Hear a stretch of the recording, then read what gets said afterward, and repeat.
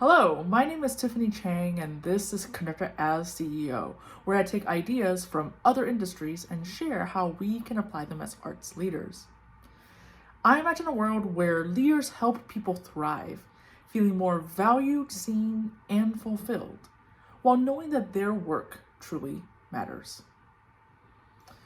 Artistic hiring is often based on how candidates perform under a one-time circumstance, like an audition, stepping in from a high-stakes performance, or a chance encounter with an important producer. In other words, we give artists one chance. One chance to impress. One chance to demonstrate all of who we are as artists and people. And if we are not able to do so, then the assumption is that we are not worthy. If we think about it logically, it is not really possible to demonstrate all of who we are in one setting. In our personal and professional relationships, how often do we continue to be surprised by someone we thought we really knew well? The reality is that we can never fully see someone even after some time interacting with them. So we can't expect that to happen in a one-time meeting. Not to mention a high-stakes situation like an audition or a public performance. Furthermore, in our artistic lives, we are conditioned to value those who can rise above others in competition and who can win massive attention through a gigantic one-time effort. We are taught the idea that if we can't perform under pressure, we don't have what it takes. We learn to believe that growth is linear. So any poor performance signals lack of progress, or even worse, regression. I hope we can challenge and question that. From our own personal experiences, we can see the flaws in these mindsets. And yet, our hiring systems promote this kind of thinking. For example, we put significant weight on our snap judgments that come with our own unconscious biases. We filter candidates based on initial impressions of interviews, where we look for shortcuts that make the exercise a luxury brand contest. We see rating musicians as more of an objective exercise rather than the highly subjective endeavor it actually is.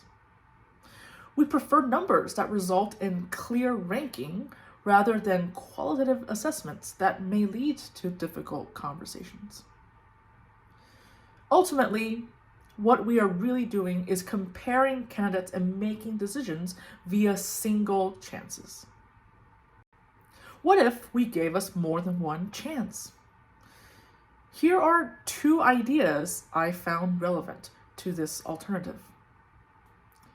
The first idea is from Malcolm Gladwell's book, Outliers. He talks about this issue by presenting his two types of creative minds, the conceptualist and the experimenter. He says that the hiring process now favors the conceptualist who has a polished product that is rewarded immediately. Experimenters, on the other hand, are those who have yet to reach their full potential and require time before they have a significant breakthrough. We don't have patience, he says, and we are less interested in projects that would not bear fruit for another 10 years. Something that does not pay dividends right now is not of value to us. And we only give people essentially one chance. In doing so, we limit our concept of value through that filter.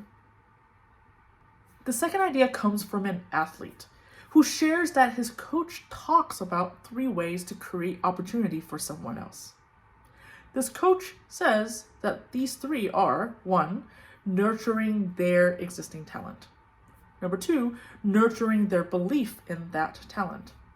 And 3, giving them more than one chance. We often think that our job as leaders and coaches is just to do the first, nurturing their existing talent. It also makes sense to cultivate the confident mindset in one's own talent. But I was most intrigued to find that giving more than one chance was equally important for this coach, which to me makes a lot of sense. So how could we start giving us more chances? First, we must recognize that one chance is limiting. We have to be willing to change first. Number two, we can find small opportunities to give more than one chance. We may not be able to overhaul entire systems immediately, but we can ask, where are the small areas we can inject a small dose of this idea? Number three, we can design the process for growth. Don't just give people another chance simply for them to repeat the same mistakes. We can make mindful plans that encourage accountability and room for growth. We can also allow for open dialogue in this process. And finally, number four, we can communicate the process transparently. This transparency of being given more than one chance can make a huge difference in someone's performance. It can provide clarity and a sense of safety. We can all benefit from more understanding, more patience, and more than one chance. If these ideas resonate with you, please consider signing up in the link below to receive an email with each new blog post sent directly to your inbox. Thank you and have a great day.